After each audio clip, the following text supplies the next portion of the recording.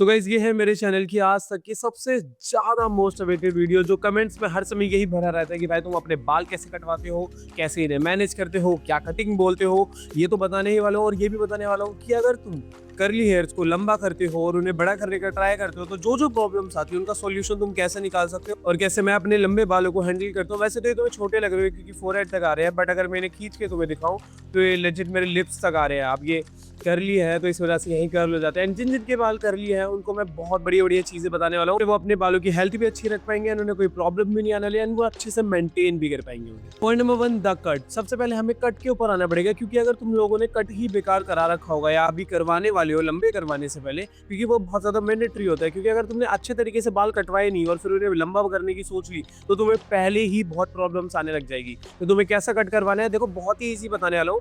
अब लोग क्या करते हैं ना, जब भी बाल लंबे करने लगते हैं तो वो किसी बार्बर से कटवाते ही नहीं है। जैसे कि उन्होंने लास्ट टाइम कटवाए होंगे तो वो दूसरे तीसरे महीने कटवाएंगे नहीं, ऐसे 5-6 महीने तक बड़े करने लग जाएंगे। अब मेरे को इनको बड़े करते हुए 3 महीने हो गए, मैंने कोई कट नहीं करवाया था, बट 3 महीने पहले जो मैंने करवाया था वो क्या था बताता हूँ। तुम्हें सबसे पहले बार्बर के पास जाना है और उससे ये बोलना है कि ब्रो जो मेरे बाल है उसमें फेड कर दूं। अब तुम लोग सोच रहे हो कि भाई फेड की क्या जरूरत है, इसमें बहुत ज्यादा जरूरत है। क्योंकि गाइस अगर तुम्हारे जो ये कान के ऊपर वाले बाल है अगर ये बहुत लंबे होते हैं ना तो ये बार बार कान पे आते रहते हैं। अब मेरे बाल इतने ज्यादा कान पे नहीं आते हैं, साइड से नीचे चले जाते हैं। ऐसा क्यों? क्योंकि मैंने करवा रखा था मीडियम फेड। अब मीडियम फेड क्या होता है तुम्हें मैं अपनी स्क्रीन पे एक पिक्चर दिखाता हूँ। इसमें तुम्हें तीनों टाइप के फेड दिख रहे होंगे लाइन वाइज। अब ये होता है लो, ये होता है मीडियम, ये होता है हाई। तो तुम्हें मीडियम वाला फेड कराना है जो तुम्हारे कान तक होता है।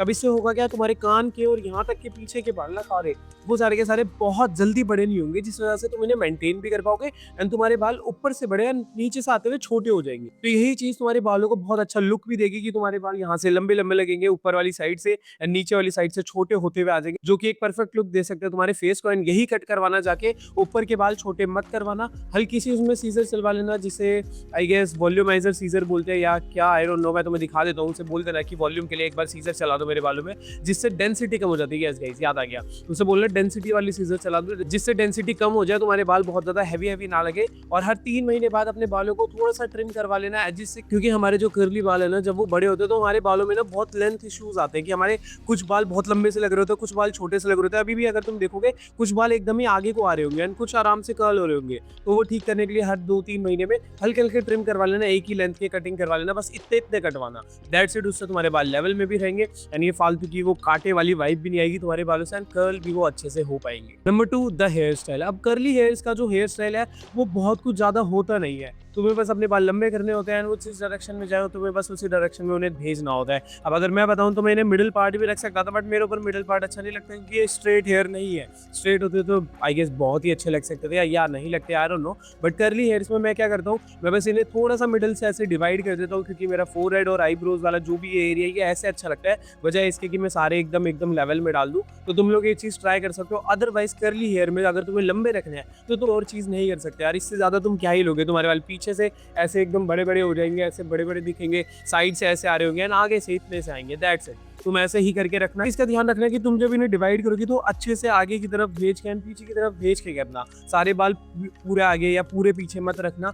अगर अच्छे लग रहे हो तो रख के देख लेना, अदरवाइज तो यार कुछ हेयर स्टाइल में तुम्हें स्क्रीन पे दिखा देता हूँ, ये सारे अगर तुम ट्राई कर पाओ तो कर लेना, बहुत अच्छी बात है। Point number 3, the problems. जो हमारा सबसे इंपॉर्टेंट पॉइंट होने वाला है इस वीडियो का, जो भी प्रॉब्लम्स आती है अपने बाल को लंबा करते टाइम एंड जब हम बाहर जाते हैं तो लंबे बाल को कैसे संभाले, जिम जाते हैं तब कैसे संभाले, बाइक वाइक चलाते हैं, स्कूटी चलाते हैं तब कैसे संभाले। अब देखो सबसे पहली चीज जिसके ऊपर हमें बात करनी है वो है भाई बाहर जाने वाली ही, कि अगर तुम अगर आउटसाइड जा रहे हो, बाहर जा रहे हो तो अपने बालों को कैसे बचाओ। क्योंकि एक तो लंबे बालों को बार बार ही संभालना, उनको अच्छे से हाथ भी नहीं डाल पाना, ये बहुत बड़ी प्रॉब्लम होती है कि तुम लंबे बालों में बार बार कर्ली हेयर में तो स्पेशली तुम लोग हाथ नहीं डाल सकते, जैसे स्ट्रेट में डाल के कैसे भी साइड वाइड रख सकते हो, क्योंकि ये भाई करली होती है, हाथ डालते हो तो उलझ जाते हैं हाथ। अब इसकी कोई गलत बात नहीं है, करली हेयर्स की ये इफेक्ट होता ही होता है। बट इस चीज में अगर तुम बाहर जाते हो तो तुम्हारे बालों में बहुत ज्यादा डर्ट फंसती है कि अगर तुम स्कूटी वगैरह चलाते हो या बाइक वगैरह चलाते हो, वरना तो पैदल चलने में तो नहीं फंसती है। बट हाँ, पोल्यूशन जैसा इंडिया में जितना ज्यादा है और जितनी डर्ट यहाँ उड़ती है उस हिसाब से तो भाई मेरे 2 दिन में ही बालों का सत्यानाश हो जाता है,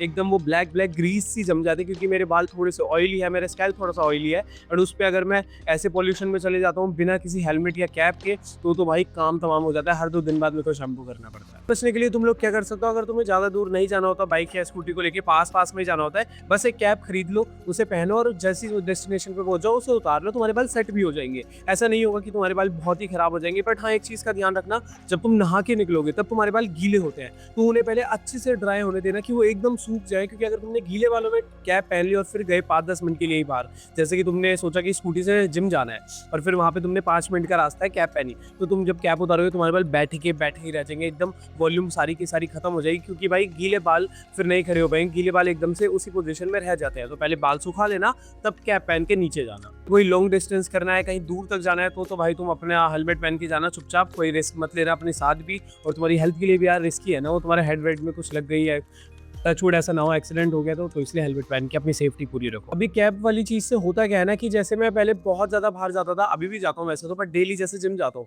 तो मेरे को कैप लगा के ही जाना पड़ता है क्योंकि बाल खराब हो जाएंगे। बट जब मैं नहीं लगाता था भाई, मेरे को हर एक दिन छोड़ के एक दिन में शैम्पू करना पड़ रहा था। बट अब मैं इस चीज से बच चुका हूँ और मैं हर 3 दिन बाद ही शैम्पू करता हूँ, क्योंकि हर 3 दिन में मेरा जो ऑयल है वो बहुत ज्यादा आ जाता है बालों में, जिस वजह से मेरे बाल बहुत ही ज्यादा स्टिकी भी नहीं तो कह लो कि बहुत अड़ने लगते हैं कि मैं नॉर्मली भी ना बालों को पीछे नहीं लेके जा पाता। अब जब मैं सुबह डेली नहाता हूँ, अब जैसे मैंने आज ही शैम्पू कराया, मेरे बाल कुछ ऐसे दिख रहे हैं। अब ये शैम्पू करने के बाद मेरे बाल बहुत ही फ्लफी और एकदम वॉल्यूमस हो गए। अब ये 3 दिन तक एकदम परफेक्ट रहने वाले हैं। कल जब मैं अपने बालों को नहा के निकलूंगा तो मेरे बाल बहुत ही सिल्की स्मूथ होंगे कि मैं पीछे लेके जाऊंगा, बहुत ही आराम से जा रहे होंगे, इनमें कोई प्रॉब्लम नहीं आएगी। और तीसरे चौथे दिन में मेरे को थोड़ी सी प्रॉब्लम आती है कि गीले करने के बाद भी थोड़ा सा हार्ड हो रहा है, उस दिन में शैम्पू कर लेता हूं। ये सेम चीज तुम भी कर सकते हो, जिससे तुम्हारे बालों के अंदर वो गंदगी नहीं फंसेगी और फालतू की डस्ट नहीं जाएगी, नहीं तुम्हारे स्कैल्प पे इरिटेशन होगी और तुम अपने बालों की केयर करना स्टार्ट कर पाओगे बहुत ही अच्छे से।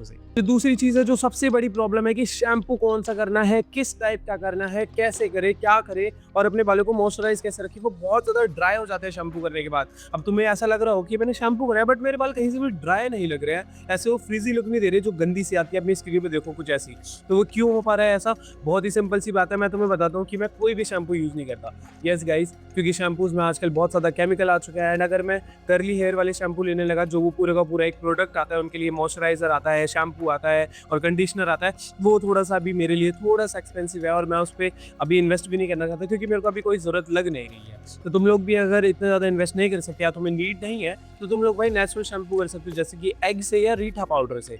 अभी रीठा पाउडर क्या होता है, कुछ ऐसा दिखता है मार्केट में, तुम्हें सोप के टाइप में या ऐसे मिल जाएगा एक पत्थर के टाइप में। इसे घिस लेना, घिसवा लेना या घर पर आके घिस लेना किसी भी चीज़ से, उससे अगर तुम शैम्पू करोगे तो भी तुम्हारे बाल भाई नेचुरली वॉश हो जाएंगे और सारा का सारा फालतू का ऑयल और डस्ट हट जाएगी। बट अगर तुम नॉन वेजिटेरियन हो या अगर तुम्हें एग से कोई प्रॉब्लम नहीं है, मैं तुम्हें हाईली रिकमेंड करूंगा कि भाई एग से शैम्पू करो। क्या करना है, तुम्हें 2 एग लेने हैं एंड उनका जो येलो पार्ट होता है उसे एक कटोरी में निकाल लेना है। व्हाइट वाला पार्ट नहीं, सिर्फ येलो पार्ट से शैम्पू करना है। उसे पहले चम्मच से ऐसे घोल लेना अच्छे से ताकि वो एकदम थोड़ा सा शैम्पू टाइप का बन जाए। एंड देन उसे अपने बालों में अच्छे से लगाना एंड देन 1 मिनट तक ही लगाना, वरना तुम्हारे बालों में बहुत बदबू सी रह जाएगी। वैसे तो इतनी ज़्यादा नहीं रहती है बट ज़्यादा देर के लिए मत लगाना, बदबू रह भी सकती है। और गर्म पानी से बिल्कुल मत धोना क्योंकि ऑमलेट बन जाएगा भाई बालों पे कि अगर तुमने गर्म पानी डाल लिया और अंडा डाल लिया तो इसलिए ठंडे पानी से, नॉर्मल पानी से ही नहाना। और फिर तुम खुद देखना तुम्हारे बाल इतने लशियस और इतने बढ़िया फील होंगे ना। मतलब मैं बताऊं, मैं जब भी शैम्पू करता हूँ ना, मतलब अगर मैं तुम्हें अपना एक्सपीरियंस बताऊं, मैंने जब भी और नॉर्मल शैम्पूज यूज़ करे हैं जो कि हज़ारों टाइप के आते हैं, तुम्हें पता होगा 3-4 टाइप के जो सबसे ज़्यादा यूज़ करते हैं लोग, वो सारे के सारे मैंने यूज़ करे थे। एंड उनसे बाल मेरे एकदम ही ड्राई हो जाते थे यार। साफ तो हो जाते थे पर वो बहुत ही ज़्यादा ड्राई कर देता था, जिससे दूसरे दिन ही मेरे बाल बहुत फ्रीजी रहते थे। जब मैं एक्से शैम्पू करने लगा मेरे बाल बहुत ही तगड़े तरीके से रहते हैं एंड बिल्कुल भी इनमें कोई प्रॉब्लम नहीं आती, ना ही वॉल्यूम की, ना ही शाइन की, ना ही मॉइस्चराइजेशन की। बट यहाँ पे मैं एक चीज़ और करता हूँ जिससे मेरे बाल मॉइस्चराइज हैं। अब देखो, अपने बालों को मॉइस्चराइज रखने के लिए ना तुम्हें एक चीज़ में इन्वेस्ट तो करना पड़ेगा, विच इज़ कोकोनट ऑयल। अब मैं बताता हूँ क्यों करना है, कैसे करना है, किस लिए करना है। अब अपने बालों में अगर तुम्हें मॉइस्चर लॉक करवाना है तो उसके लिए ना तुम्हें अपने बाल थोड़े से गीले रखने पड़ेंगे, जिसके लिए तुम क्या डेली सा रूटीन फॉलो कर सकते हो। तुम नहा के निकले, तुम्हारे बाल जब बहुत ज़्यादा गीले भी ना हो और बस सूखने वाले हो, हल्के हल्के गीले हो, उस टाइम पे क्या करना, 5 ड्रॉप या 10 ड्रॉप के बीच में कोकोनट ऑयल लेना और पूरे हाथ पे फैला लेना, सिर्फ एक पॉइंट में नहीं, पूरे हाथ पे।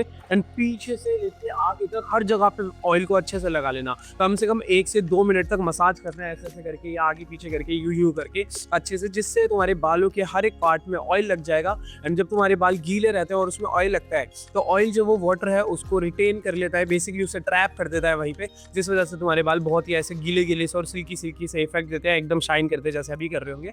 तो इस चीज़ का ध्यान रखो, इससे तुम अपने बाल को फ्री में, लेजिट फ्री में, क्योंकि घर पे कोकोनट ऑयल सबके रहता है और अगर नहीं रहता तो ले आओ, बहुत ही एक्सपेंसिव नहीं है, आराम से ला सकते हो तुम लोग, बजट फ्रेंडली भी है, तो उसमें इन्वेस्ट कर सकते हो। और जो जो चीज़ें मैंने बताई, शैम्पू किस टाइप का एंड केयर कैसे करनी है, तो ये सारी की सारी चीज़ें करो, तुम लोग बहुत अच्छे से अपने बालों का ध्यान रख पाओगे। हाँ, अब एक चीज़ होने लगी है जिस चीज़ से मैं खुद सफ़र करता हूँ, जैसे कि अब गर्मी आ चुकी है और मैं 24/7 तो एसी नहीं चलाता हूँ, क्योंकि बाहर भी जाना पड़ता है या कंटेंट का कुछ काम वाम करना पड़ता है या दूसरे रूम में जाना पड़ता है, तो वहाँ पे मेरे को कभी-कभी गर्मी लगती है, बहुत कभी-कभी। अभी तो गर्मी आई नहीं है, बट मेरे को लग रहा है ऐसा कि आगे जाके रहेगी। तो मैं तुम्हें एक एडवाइस दूँगा, जब गर्मी खत्म होने वाली होती है, तुम लोग तब अपने बालों को बढ़ाना स्टार्ट कर सकते हो, क्योंकि तब सर्दी आ जाती है, फिर इतनी गर्मी नहीं लगती है। अब शायद मैं 1 महीने बाद या अभी 10-15 दिन में ही अपने बाल कटवा लूँगा। बहुत ज़्यादा छोटे तो नहीं, हल्के-हल्के छोटे करवाऊँगा। देखता हूँ, कोई न्यू हेयर स्टाइल सोच रहा हूँ ट्राई करने का, कैसा लगेगा तुम लोग कमेंट्स में बता देना। उसके लिए तुम्हें मेरे को सब्सक्राइब करना पड़ेगा, जिससे तुम मेरी आगे वाली वीडियो में मेरा हेयर स्टाइल भी देख पाओ। खैर खैर ये सब तो तुम लोग अपने आप कर लोगे अगर तुम्हें मेरा कंटेंट पसंद आया होगा तो। बट अगर तुम्हें अपनी डाइट पे फोकस करना है एंड अगर तुम अपनी डाइट में भी प्रॉब्लम खा रहे हो कि भाई मैं कैसे डाइट पूरी करूँ, प्रोटीन इंटेक पूरा नहीं हो रहा, तो टेंशन मत लो, नेचुरल की वेबसाइट पे जाओ, वहाँ से कोई भी प्रोटीन ऑर्डर करो। तो उनकी वेबसाइट से क्यों ऑर्डर करना, क्योंकि भाई ये बहुत ही प्योर ब्रांड एंड ये तुम्हें बहुत ही बढ़िया प्रोटीन ला के देती है जर्मनी के ग्रीन लैंड से। तो अभी कभी जाओ, कोई सा भी प्रोटीन ऑर्डर करो, मेरा कोड जरूर लगाना, डो फ्री टू गेट तगड़े वाला डिस्काउंट। जब अगर तुम लोग इंटरेस्टेड हो गए one on one video coaching goal में रिलेटेड टू लुक्स, फिजिक या सेल्फ इंप्रूवमेंट, तो डिस्क्रिप्शन में मैंने अपने इंस्टा की लिंक दे रखी है, इंस्टा पे जाके मेरे को अपना डाउट डीएम करो, मैं वहाँ अपने कोचिंग गोल के तुम्हें प्राइजेस भेज दूंगा। एंड मेरे डिस्कॉर्ड की भी लिंक भाई डिस्क्रिप्शन में जाके ज्वाइन कर लेना। और तब तक के लिए सच की गोली खा लो, क्योंकि अगर जिंदगी खिलाएगी तो बहुत कड़वी खिलाएगी। चलो बाय।